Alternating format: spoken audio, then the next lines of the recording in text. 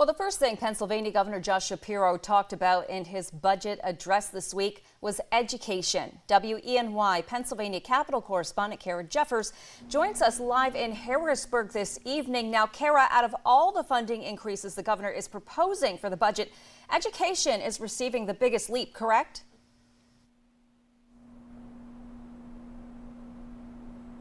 Good evening, Renata. Out of all of the initiatives that Governor Shapiro introduced in his budget address this week, education was the one that received the highest increase in funds. Governor Josh Shapiro's budget proposal increases education funding by around $1.8 billion.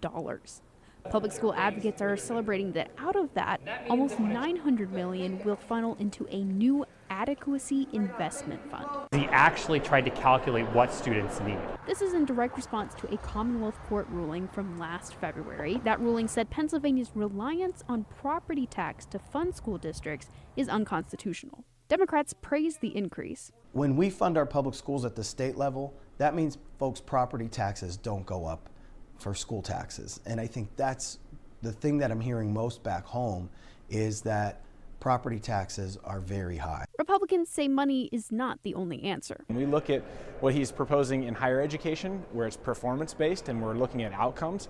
Why, if it works for higher education, why doesn't it work for K-12 as well? The Commonwealth Foundation, a supporter of school choice vouchers, pointed out how most basic education funds are distributed according to an old status quo instead of new formulas. And it's really important to understand that the court ruling and was about the inequities in the system, not simply about more money. While Shapiro mentioned school choice funding initiatives in his address, the budget itself does not include what has been a sticking point for Pennsylvania GOP.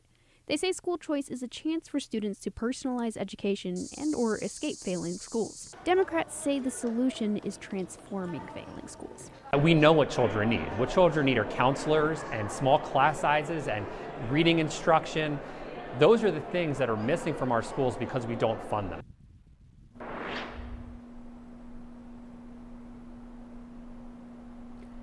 Education in this year's budget will require compromise from both parties. The goal is to have an honest analysis of how can we spend the money we have better and how much do we need to offset the burden that property taxes bring to Pennsylvanians. In Harrisburg, I'm Kara Jeffers for WENY News.